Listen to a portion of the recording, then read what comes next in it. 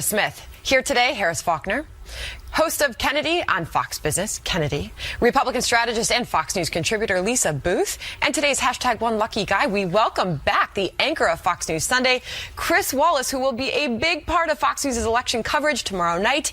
And Chris, remember, you are outnumbered, and the first time we have you back since you moderated that spectacular debate. Well, thank you. I graduated. I did well there, so you guys invited me back. Happy to be here. Always love having you. All right, it is a busy day, and here we go. Let's begin. Less than 24 hours now before the polls open, the latest twist rocking the campaign. FBI Director James Comey announcing that after reviewing newly discovered Hillary Clinton emails, the Bureau would not change the conclusion it reached this summer to not recommend charges. A furious Donald Trump blasting the decision, saying a, quote, rigged system is protecting Hillary Clinton. Hillary Clinton is guilty. She knows it. The FBI knows it. People know it. And now it's up to the American people to deliver justice at the ballot. Look, we are going to deliver justice the way justice used to be in this country, at the ballot box on November 8th. And it's not just Republicans who are unhappy with Director Comey. Top Democrats slamming the FBI director for his letter to lawmakers 10 days ago, announcing that his agency was taking another look at Hillary's email scandal. The House Minority Leader, Nancy Pelosi, saying, quote, while the original letter allowed days of innuendo and falsehood by Republicans desperate to divert attention from themselves, the FBI's swift and thorough review should finally close the door on this Republican sideshow. Is the door closed? Where are we at with this, Chris Wallace? Well, I don't think the door is closed in the sense that it'll continue to be a conversation over the next 24 hours. And my guess is, regardless of whether Hillary Clinton wins or loses over weeks to come, I have to say I've changed on the whole Comey thing. I thought when he made his announcement in July that, and you can argue whether it was right or wrong, but that he was not going to press for a criminal indictment, but in effect his speech was going to be a legal indictment, that seemed to me to be a fairly satisfactory answer. Now looking back on it, I think he should have shut his mouth. I think they just should have put out an announcement. The investigation is closed. There's no criminal action. He shouldn't have testified before Congress. If he hadn't testified before Congress, he wouldn't have felt the obligation to make this announcement 10 days ago. Then he wouldn't have felt the obligation to make another announcement. I think that criminal prosecutors should be not seen and not heard, and he became much too much of a political player in this whole thing, and that isn't what the FBI director is supposed to be. And now we're left wondering what impact this is going to have on the race just hours away from Americans heading to the polls. Yeah, absolutely. He's a one-man Shakespearean tragedy. And James Comey has induced the kind of mood swings that you only see in bipolar people who have been institutionalized. Truly, you know, at one moment, July 5th, he's a hero to the left. He's a savior. He's a man of great integrity. And then on October 28th, he's a demon. He's a villain. He's politicized the entire process. And now the game is rigged for the other side. And, you know, and you've, of course, had Republicans coming out in congratulatory tones, thankful that the FBI director was able to stand up and do what's right. Now, meanwhile, you had agnostic observers like Judge Andrew Napolitano saying in both those instances, he really should have shut his mouth. Yeah. And, you know, you're wondering, as the third part of perhaps this four-act play as it's coming to a close, what was he thinking in the first place? Well, and what does this get you now, saying that there were 650,000 emails, right? We know that they didn't, I mean, I don't know. Could they really have read them? I'm thinking an algorithm gets you the ones that are to and from Hillary Clinton, which is precisely what James Comey says was looked at, particularly, not all of them. So what does it get you to make a statement before you've actually done that homework when it was only going to take you a couple days anyway? Well, to make the original statement on October 28th. Yeah, yes. I mean, why even do that if you well, because he had gotten a little bit pregnant, because he had get a little bit pregnant. But these things I know about. Well, I have 6 children, so I do too. Yes, how is that possible? But the point is that because he had testified before Congress and because he had answered this hypothetical question, if you got new and substantial information, would you reopen the investigation? He felt that he was obligated to come forward. He shouldn't have come forward. One other point I want to just quickly make about this. Ultimately, the responsibility is Hillary Clinton's. If Hillary Clinton hadn't made the decision to use the email server, she's the one who brought it into the political campaign. And we see from the WikiLeaks emails that wonderful exchange by Neera Tanden, the truth teller in this whole deal, who says when it came out in March of 2015, why on earth didn't they get this out 18 months ago? And she answers her own question, because they thought they could get away with it. Yeah, and she also wondered whose idea this was in the first place, and said that they should be drawn and quartered. Well, and too, I mean, what we found out from some of the most recent WikiLeaks information is that Cheryl Mills questioned if Hillary Clinton should have even run in the first place. Obviously, we know why. And looking at this politically, I mean, it has impacted the race, because Donald Trump was able to pick up some pretty significant headwinds over the past week. And what I think with the FBI's recent information that has surfaced, I think this sort of thwarts some of that momentum heading into Election Day for Donald Trump, because when you look at some of these really true toss-up states like New Hampshire, where you have 0.6% differentiating between Donald Trump and Hillary Clinton, North Carolina 1.4%, Nevada 1.5%. Everything matters right now. 1 percentage point according to the so everything matters right now. I would say this because, Chris, you and I had just a couple of minutes to talk this morning before the show, and one thing that you said that made an impression on me was that, you know, Hillary Clinton's numbers had already started to kind of plateau. You used a different word, and I don't want to put words in your mouth, but I mean, it was not on that steep dive. No, I think it said stabilized. And that's what it was.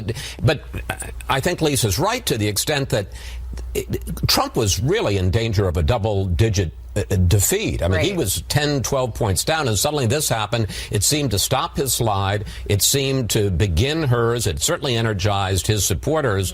And for a while there, it really did begin to close. I would say that at the end of the week, I don't know if you agree with me, Lisa, I felt that she was stabilizing, and that what had become a 1 or 2 point race suddenly now was a 3 or 4 or 5 point race. Well, and we saw that too with the most recent Fox News poll that I believe now has Clinton up 4, I believe, right? Yeah. It just came out. So, I mean, I think you're right in that assessment. And look, I mean, it's already baked in the cake as far as voters' minds of thinking Hillary Clinton did something wrong here. There's a McClatchy poll out last week. 82% of Americans think that she did something illegal or unethical. Those numbers mirror what we saw in July, where Associated Press poll had it 92% Americans thought that she either broke the law or did something wrong here. So a lot of Americans in the country think that she is a crook, and they're heading into election with that mentality. But I do think we saw, you know, as we already discussed, that this, you know, headwinds that Donald Trump had, which seemed to have stabilized. But, you know, look. But actually, the tightening of the race happened before Director Comey's announcement on the 28th. And, you know, again, the fact that it loosened a little bit more for her and gave her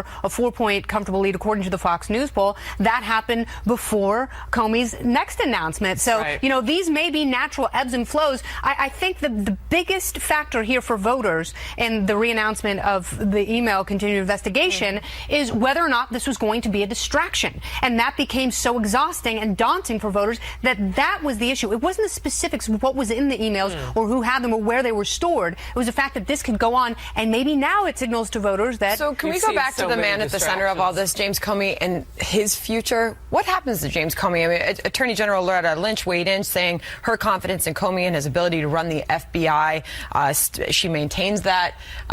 Do we see something happen? Well, I think he's got a 10-year appointment, and it's not coterminous with the president, so he's in there. I mean, unless they impeached him, I think he stays in regardless after the new president comes in.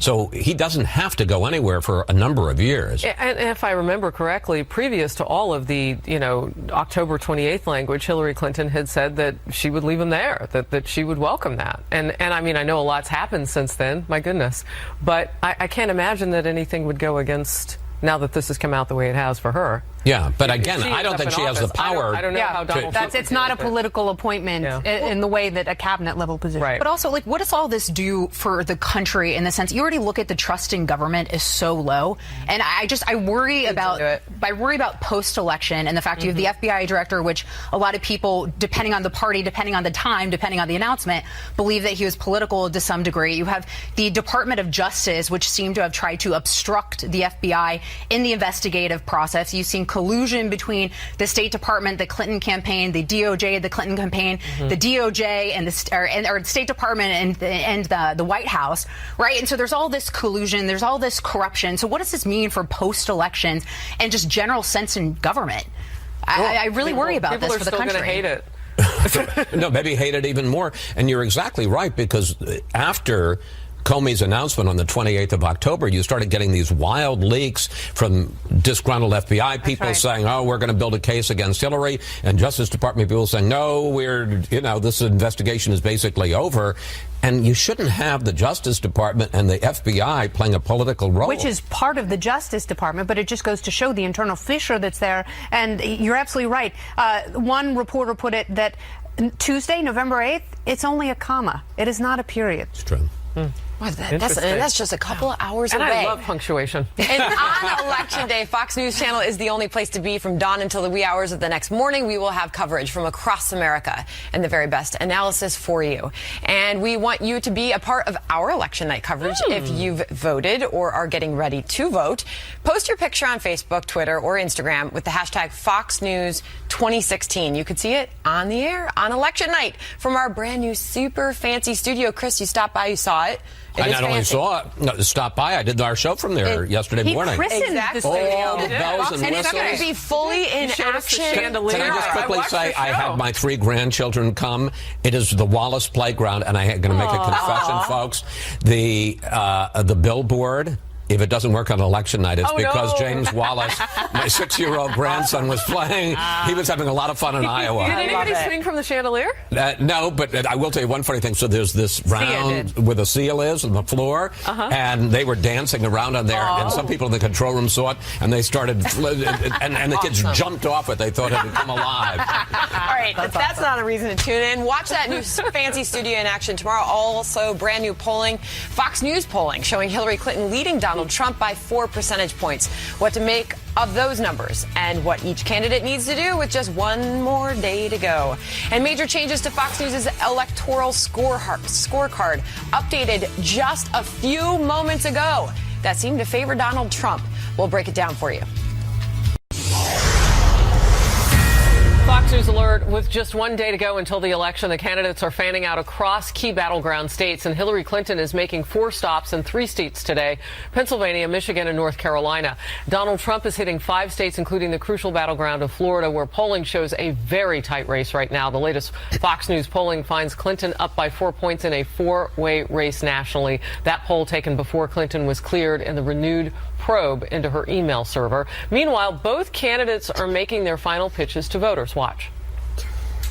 What's really on the ballot is what kind of country we want for our children and our grandchildren. Don't leave it to chance. Don't leave it to others. Use your voice and your vote. If we win, well, you know what you can do? Go out and vote tomorrow. That's what you can do. If we win, the corrupt politicians and their donors lose. If they win, the American people lose a big league. This is it, folks. We will never have another opportunity. Not in 4 years, not in 8 years. It'll be over. All right, let's throw up our Fox News scorecard now. It was updated just a few minutes ago, and it shows Arizona, Iowa, and Utah now have moved into Trump's direction. North Carolina is now a toss-up, and Nevada has moved in Hillary Clinton's direction. Chris Wallace, what do you think is driving this, outside of the fact that it's just late in the game? Well, when you say this, what? There seems to be a move.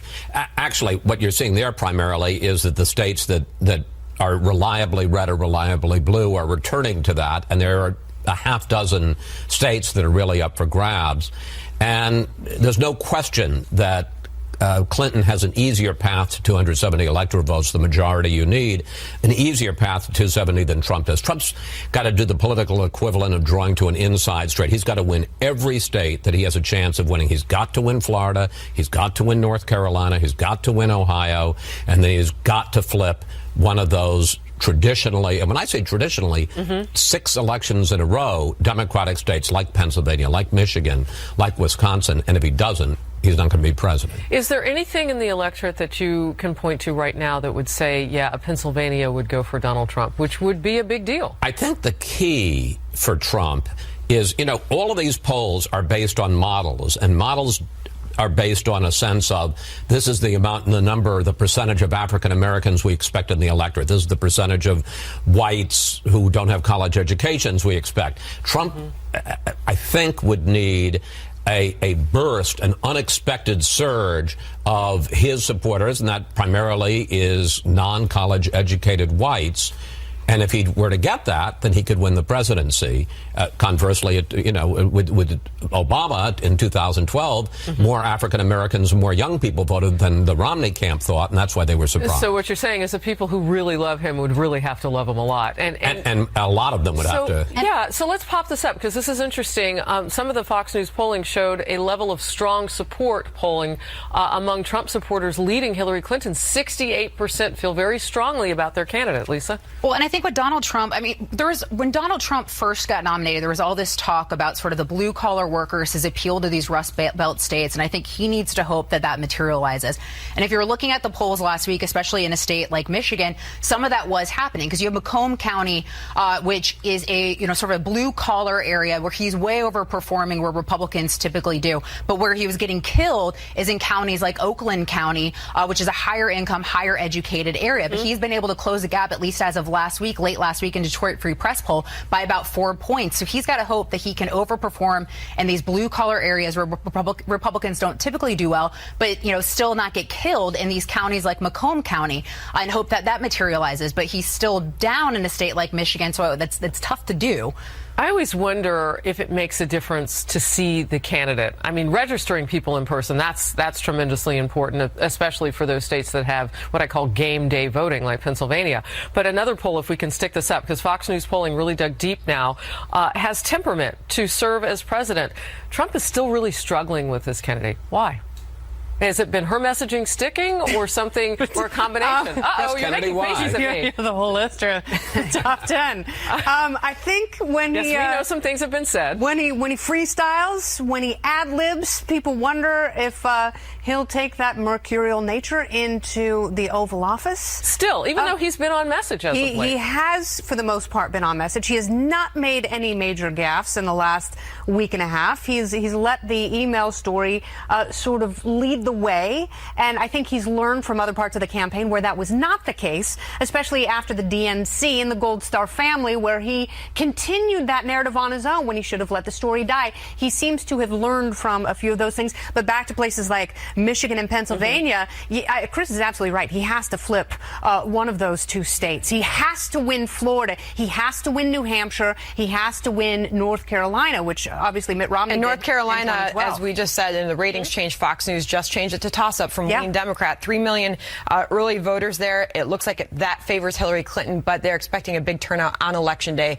that would support Donald Trump. And I think if that happens to that point, if he does flip Michigan or Pennsylvania, they're going to hear about that in the Mountain West. And, he's also got to win Colorado if he's going to win all of Mitt Romney's states and add the few that he needs to get to 270. The elusive Rust Belt states, because you go back to the last time a Republican won Pennsylvania, I believe it was 88. The last time, Wisconsin 84, Michigan 88. So, yeah. Yep. The elusive states. All right, well, just because the FBI has given Hillary Clinton the all clear, that hardly means her email problems are over. The top Republican investigator in Congress on what may be in store for Mrs. Clinton in the months ahead, regardless of who wins tomorrow. And despite her campaign advantages, could Hillary Clinton be the real underdog going into Tuesday? She may be in the clear with FBI Director James Comey, but that doesn't mean Hillary Clinton's email problems are over. Far from it. House Oversight Chairman Jason Chaffetz vowing that he and his fellow Republicans will not let it go. The Utah Republican on Special Report. No matter who wins or loses this election come Tuesday, Congress is still going to look into it. You have allegations of the quid pro quo. You have a lot of other things that were happening that the FBI did find out about, including classified information getting into a non-classified setting. And this is a mess that only Hillary Clinton created. She's the one, for her own personal convenience, decided to put everybody at risk and cause this mess. Meantime, a furious Donald Trump telling supporters that FBI agents won't stop going after Clinton as the GOP nominee questions how Comey reached his decision in such a short time. The investigations into her crimes will go on for a long, long time. The rank and file special agents at the FBI won't let her get away with these terrible crimes. including the deletion, 33,000 emails after receiving a congressional subpoena. Right now, she's being protected by a rigged system. You can't review 650,000 emails in 8 days. Should Hillary Clinton win the White House, Chris Wallace, what do the weeks and months look like? Do her problems follow her? Oh, I think clearly they do, but I'm going to say something that may get me kicked off the couch here. Oh, boy. Never. Let's hear it. Yeah. I hate this. I think that we've had an awful lot on this. I think it's a legitimate issue. She did create this problem, but the idea that you hear the Republicans threatening new investigations, again, this is the premise. She's the new president. Of the president-elect, you have Republicans talk like John McCain and Richard Burr and Ted Cruz saying we're not going to confirm any of her nominees for the Supreme Court. We're just going to block it. But you know what for Jason 4 Chaffetz years. would say as he sits on this couch often, and he tells us, I have a job to do. I don't care. There are other things to do. America's got other problems, and I just think that if she's the next president, even if she isn't, let's get on with life. It's not like the email issue hasn't been litigated, and the Clinton Foundation. We're now going back to Whitewater in the 1990s, which went nowhere. Let's address people's problems, the things that affect their daily lives. So you've heard what one of our Fox News contributors told me on Fox Report. Doug Schoen said that he thinks that it would end up in a constitutional crisis if she were to end up in the White House and these things were still going on. Now, he said that comment previous to James Comey saying now that there's still not a way forward against her legally. But it's interesting that it could lead to at least a lot of political constipation. Let's put it that way, where we just kind of get stuck in a place. And we're going to go there anyway, because, I mean, this is a gridlock country, and there are going to be plenty of issues where Republicans are going to... Again, all of this, I want to restate, is the premise that she wins. She may not win. He may win. And the flip side is that. He wins, and then you see Democrats prosecuting cases against him, whether it's legal or political. I sound like Rodney King. Can't we all just get along? Can't we all just try to do something for the country? I agree with you, and I think this is how a lot of people feel, is they're so sick of this. And that's why politicians, particularly Congress, have such low ratings. Right. Because people out there, and the reason you've seen the personalities emerge in this election is because people are very much hurting, and they want Congress to address their problems. But I will say this, there is something that smells so fishy about the foundation that, if you're talking about people who are concentrating power and selling favors, what are they going to do when they hold the ultimate power? And I think, we cannot let that accountability go. There has to be a rational place. There has to be a track where we sit and actually get stuff done. Lisa? Well, and I agree with Kennedy. I don't think this should necessarily be let go, though, because even just in the past couple of days, we found out that she had, or at least what's reported, a maid print off, classified information, $1 million donation from Qatar that was never reported to the State Department. And Congress is supposed to be an investigative body. That is Congress's job. That is the House Oversight's job. And further, what about the fact that you have a Secretary of State who clearly broke government protocol? And what about future Secretary of States breaking government protocol? And I think there needs to be some corrections made. I think Lisa would like to be in the audience where we're going, so she could maybe ask the question or two. But that won't be the case. This is a Fox News alert, something that we told you that we were watching. This is on the University of Pittsburgh's campus there in Pennsylvania. We're going to watch Hillary Clinton now on the stump.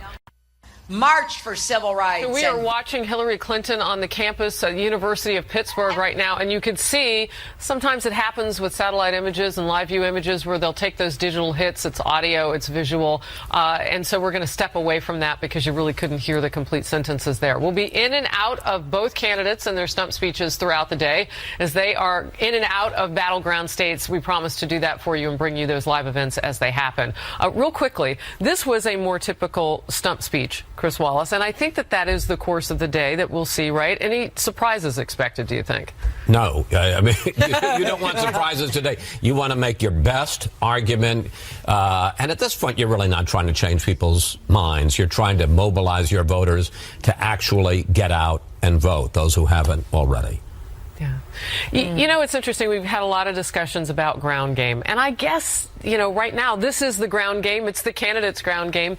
But do you think it's still a traditional situation where Donald Trump may get hurt by the fact that in the last few days he spent money getting a ground game together? You can't do it in days. You need months, even sometimes years. I mean, there's so many key elements to this. You've got to identify your voters. You've got to have data, and he has almost no data to identify who are the persuadable voters. And you've got to identify who has gone out and voted, who hasn't gone out and voted. You have to have a neighbor, not a stranger, somebody in the neighborhood who makes a contact with that voter, tries to maybe even says, can I drive you to the polls? Yeah. That's the kind of micro-targeting that needs to go on, and I think Trump is way behind. I know the RNC is saying that it has really tried to throw a bigger net in terms of that. It's done 12 million door knocks compared to about 11.5 in the last cycle in 2012. But it's impossible to say how many of those are really dedicated solely to Donald Trump and not farther down ticket. Okay, we'll be right back. Stay close.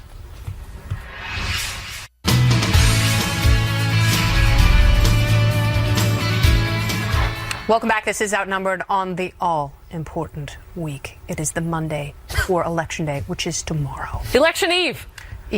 Election Day Eve. All right, very good. Despite Hillary Clinton's campaign advantages, her running mate calls her the underdog in this race. Tim Kaine was asked just about that in an interview. He said a few years ago, he told Hillary this. No matter what the polls say and no matter what you see in an editorial, consider yourself the underdog. You're trying to do something that's never been done. If it had been easy for a woman to be president of this country, we would have had a woman president of the country. Right, that is despite the fact that Hillary Clinton has more campaign money than Donald Trump, a more organized ground game, and higher profile surrogates. Chris Wallace, those three things that I just listed off there, how important are they? The ground game, the money, the people like Jay-Z and Beyonce. It's huge. I would put Jay-Z and Beyonce a little bit lower than ground game and money, but it all. What? You love Bay. Go on. Oh, my. I've always enjoyed doing this show until this moment. But it doesn't matter enormously. And this is nonsense. I mean, it's a useful thing always to say, act like you're the underdog. Trump has said that, too. Act like you're behind and go, through the finish line or whatever. She is I still think a distinct favorite, and the whole woman thing, very interesting. Aren't you a little surprised that it hasn't been more of an issue in this campaign? I don't think it's been an issue at all that she'd be the first woman president. No, I think, if anything, it's only been to her benefit, not certainly to her detriment. No, and I think that that has to do with the evolution of the conversation and the necessity of the issues at hand, the ground game. How important is that? Well, again, I think that when you are going to lean on a machine like the RNC and you have not set up your own ground game, it gets complicated because everybody is leaning on that machine down ticket. So I don't know how effective that could be, what the efficacy is for the candidate. But I will say that when you've beaten out 16 other people, it's sometimes hard to wrap your mind around buying something that you think you might never use. Yeah. And wanting to break with traditionality, with tradition rather, I think is part of his argument for being an outsider. Okay, but back to the point that Tim Kaine was making, that she is the underdog. Well, because they hope that gets Isn't people that out a little to vote. absurd for him to claim that Hillary Clinton, she is the figurehead, she is the establishment? Can you really call her the underdog? And when you just look at the money spent in the Hillary Clinton campaign versus Donald Trump and the money that they have on hand, it's unbelievable. But he says this has been his strategy himself all along. He said, I tell myself I'm the underdog until they call me the winner. I don't know. I'm not here to criticize that strategy. I don't think it's a bad one. That's a little defeatist, don't you think? Well, no, and I think if Donald Trump was to win tomorrow, what is going to be remarkable about it is the fact that he did it almost primarily on his own. As an outsider. But yeah, Hillary Clinton is not the underdog. She has every advantage you could possibly have in this election. She has the president of the United States who is out there as a surrogate hitting the campaign trail. Yeah. She's got Jay-Z, she's got Beyonce. No, but I mean, she's absolutely... Is that Katy Perry? No, I'm just kidding. But no, she absolutely is not the... That's just laughable. Come on. And a lot of money. Come on. Thank you, Citizens United. She should be writing them a handwritten note every day. Donald Trump slamming Hillary Clinton for bringing out celebrities to appear with her at the campaign rallies. Does this show her weakness as a candidate, or can star power tip the scales in this all-important race? Stay with us.